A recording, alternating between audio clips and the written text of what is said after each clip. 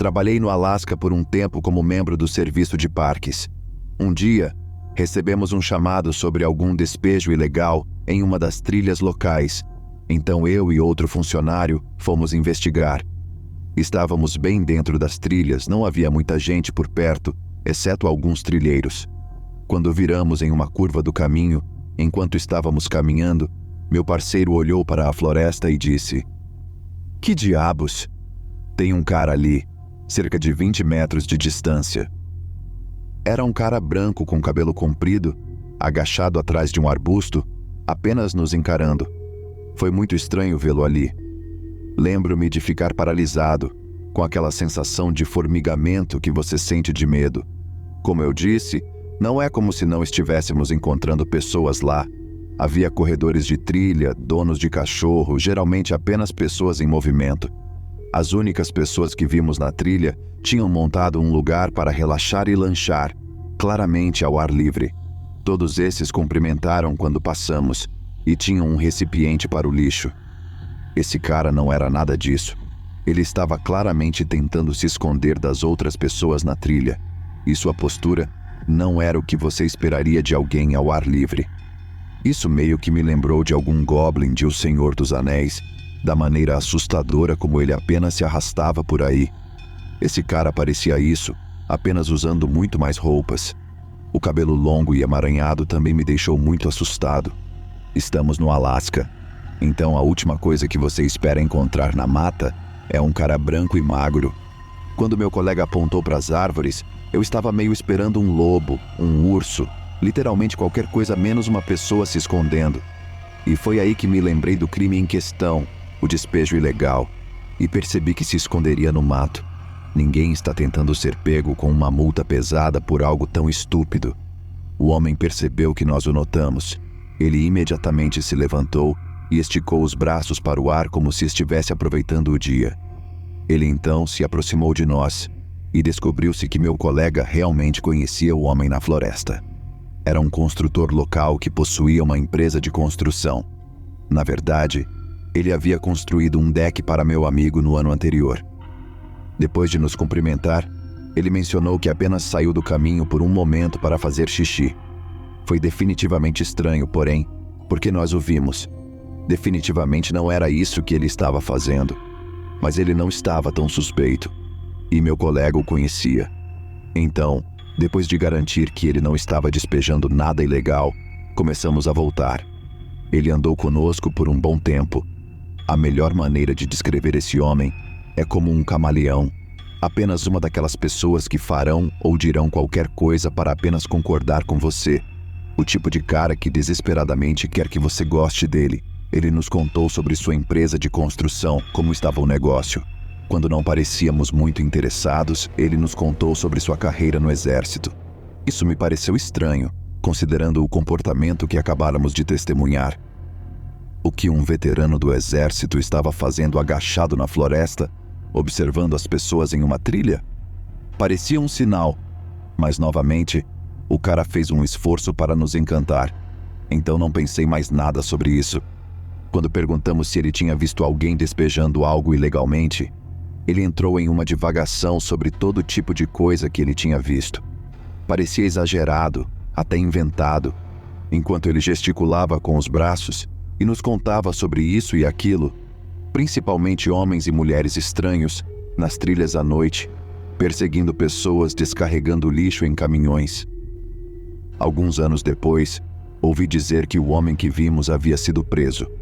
Aparentemente, houve algum tipo de briga com uma garota em uma cafeteria, ou foi isso que inicialmente me disseram.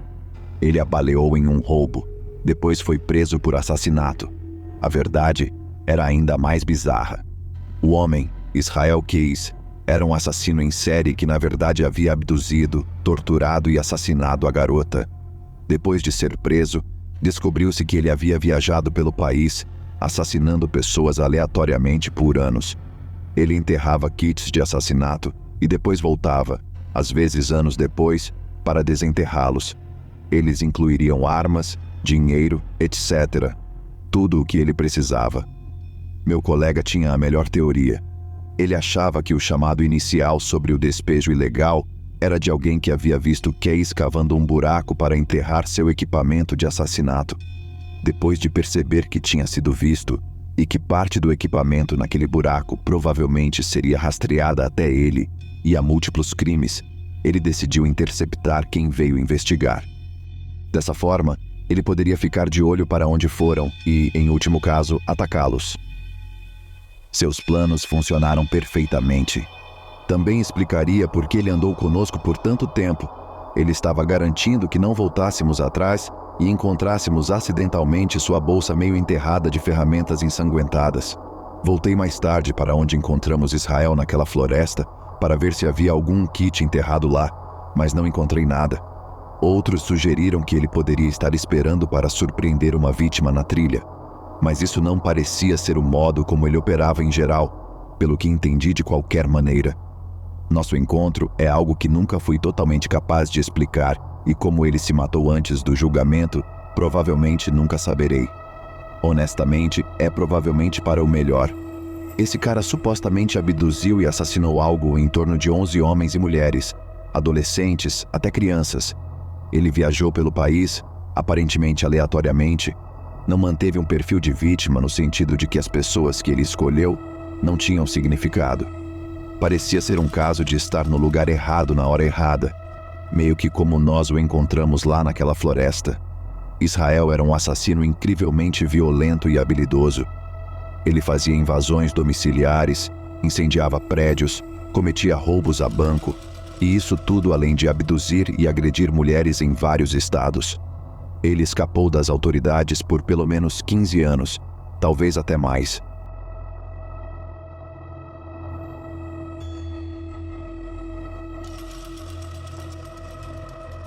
Trabalhei no Parque Nacional de Big Bend quando era mais jovem. Estávamos nos preparando para uma apresentação de uma série de mochilas. Este era um grande evento para a empresa e outras empresas voltadas para atividades ao ar livre, principalmente fotógrafos que viriam para testar o equipamento e, em seguida, exibir o deles. Recebemos a tarefa de garantir um acampamento grande para eles que tivesse que atender a certos parâmetros. Eles precisavam de vistas do nascer e pôr do sol, precisavam estar perto de água corrente e não queriam outro acampamento a menos de 3 milhas de distância deles. Big Bend está na porção oeste do Texas que desce ao longo da curva do Rio Grande, que forma a fronteira com o México. É um misto de deserto alto, montanhas menores e tem uma ótima história, apenas para quem não conhece bem a região. Como trabalhávamos no parque, sabíamos quais lugares eram mais movimentados que outros, quais acampamentos tinham acesso a pontos de observação melhores. Saímos em algumas equipes para fazer um levantamento das áreas para ver qual seria a melhor. Não demorou muito, felizmente, e nos deixou com uma tarde livre. A empresa nos ofereceu para nos deixar testar parte do equipamento, mas além disso, ficamos principalmente desocupados. Nos dividimos em grupos com base no interesse. Praticamente todos queriam nadar, alguns caras queriam pescar, e então havia um sistema de trilhas próximo que eu estava querendo verificar. Estava caminhando pela área perto de um lugar que apelidamos de Canyon Desconhecido. Isso foi por conta de uma série de marcadores de túmulos encontrados ao longo do fundo do desfiladeiro, todos cinzelados com uma única data, e então simplesmente as palavras pessoa desconhecida ou criança desconhecida. Parece muito mais estranho do que realmente é. Os primeiros construtores de estradas descobriram corpos na área que eles acidentalmente perturbaram enquanto escavavam na encosta da montanha. Em vez de espalhá-los por lá, eles tomaram medidas cuidadosas para realocar os restos para um lindo pequeno vale. É um pedaço legal e assustador da história por aqui. Isso foi há muito tempo, e tenho certeza de que o Canyon agora tem um nome diferente. A área do parque se abre em uma seção comparativamente plana da bacia, onde o rio se alarga, e a vida selvagem tende a ser mais diversificada. Era uma área suave e segura para eu explorar com minha câmera. Eu não precisava me preocupar em tropeçar ou precisar de uma mão livre. Até tirei algumas fotos das lápides desconhecidas que encontrei. Estava a várias centenas de metros do carro do guarda florestal, que estava estacionado em um estacionamento designado no que passava por nosso ponto de partida da trilha na época. Esta área Estava aberta para convidados e visitantes, mas não era facilmente acessada por um caminhante comum. Você precisava saber qual córrego seguir e depois qual trilha seguir, e uma parte da descida é quase reta se você não souber como navegar corretamente. Conforme me aproximava da bacia do rio perto da entrada do desfiladeiro, vi algo realmente incomum. Tão incomum, na verdade, que demorou alguns segundos para o meu cérebro resolver aquele quebra-cabeça. Algo se movia do outro lado do rio e era grande, do tamanho de um homem, mas baixo ao chão enquanto se arrastava. A cor me fez pensar que eram coelhos, mas não tinha como. Era muito grande. Conforme avançava para melhorar minha visão, começou a parecer ainda mais estranho. Por um segundo pensei que estava olhando para um veado de médio porte rastejando pelo chão do cânion. Devo estar alucinando. Não há outra opção. Somente após piscar e refocar meus olhos posso perceber exatamente o que estou vendo. Era uma onça parda, um grande felino. Estava se movendo furtivamente, baixo, caçando algo que provavelmente estava a menos de um arremesso de pedra de onde eu estava. Nunca tinha visto uma antes, e quando as informações visuais finalmente se juntaram, acho que meu sangue congelou. Então, ele olhou para mim, e provavelmente nunca esquecerei essa parte. Pude ver o pequeno calculador de calorias se acender em seus olhos. Nunca fiquei tão grato por um rio em toda a minha vida. Claro, nesta época, e até mesmo talvez ainda, o rio estava muito baixo devido à seca e práticas de irrigação não autorizadas e ilegais. E você provavelmente poderia atravessar em vários pontos neste local com risco mínimo. Ainda era bastante largo e definitivamente parecia fazer parte de uma barreira de água potente. A onça faz uma série de olhares duplos, a cabeça se movendo para mim e depois para a localização da presa, para frente e para trás rapidamente. Eu realmente consigo vê-lo ponderando o risco versus a recompensa, tentando entender o cardápio desta noite. Morri um pouco por dentro, mantive minha postura e comecei a me afastar dele lentamente e em silêncio. Tenho spray de urso em meu cinto, mas tenho pouca ou nenhuma confiança diante de tal predador. Não tenho certeza se não valia a pena ou se o rio era um fator decisivo, ou se o grande felino realmente não estava tão interessado em mim. Mas não houve perseguição, e depois de quebrar a linha de visão, consegui voltar para a van tranquilamente, sem sinal de perseguição. Foi a caminhada curta mais longa que já dei. Mais tarde, naquela noite, estava estacionado fora da estrada principal do parque na área onde os grandes felinos caçavam comumente. Sempre me lembrarei de estar estacionado lá no meio do nada, beliscando óreos levemente molengas e uma garrafa de água, ouvindo o ocasional rugido ou o grito de um grande felino cortar a escuridão e estar agradecido pela minha posição relativamente afortunada em nossa cadeia alimentar.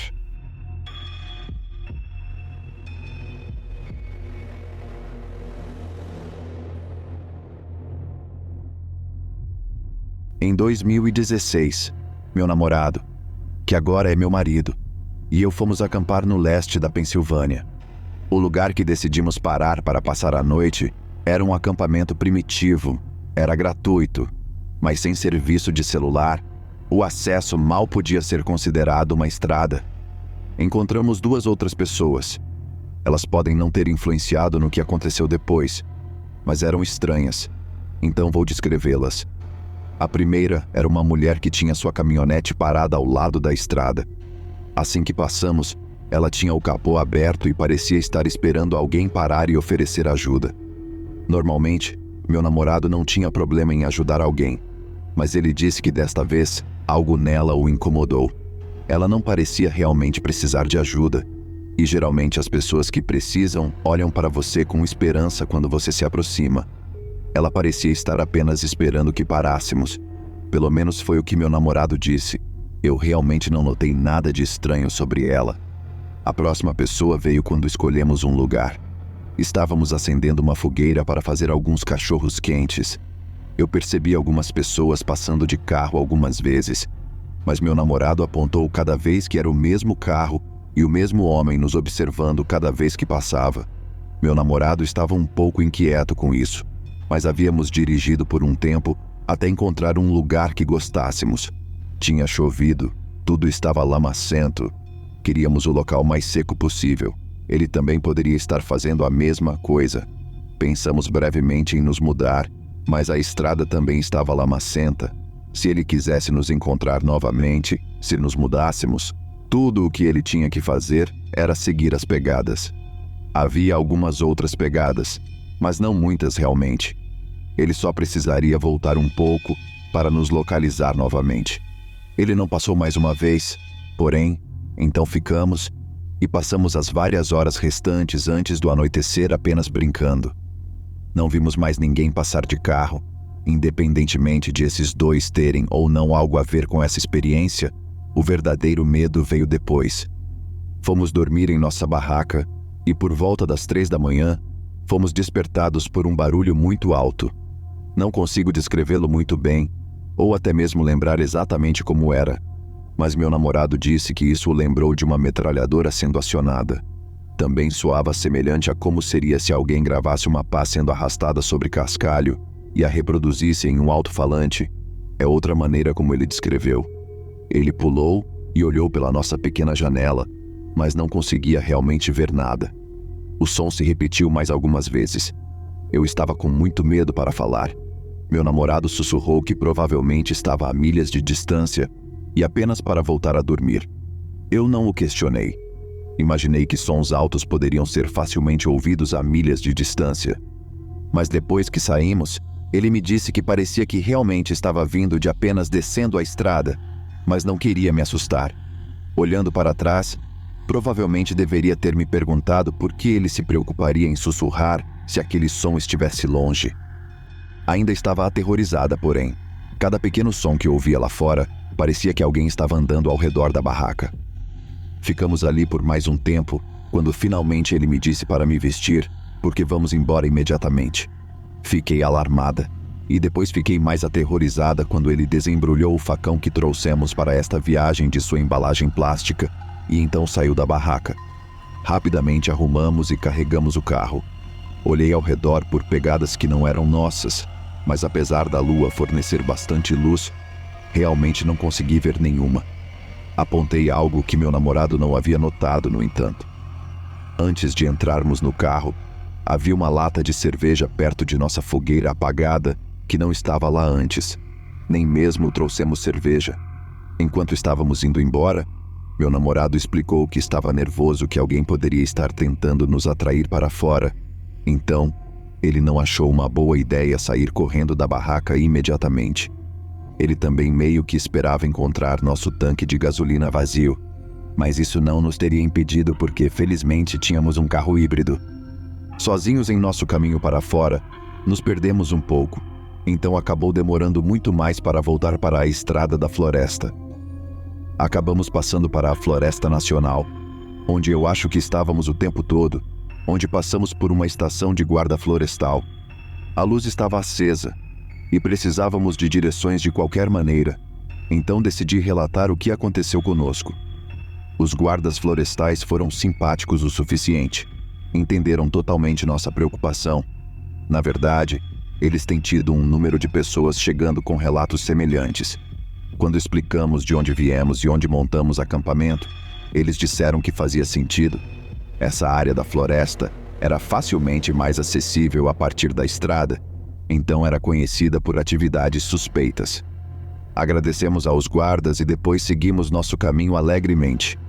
O resto da nossa viagem, só ficamos em acampamentos bem povoados ou ficamos em um hotel.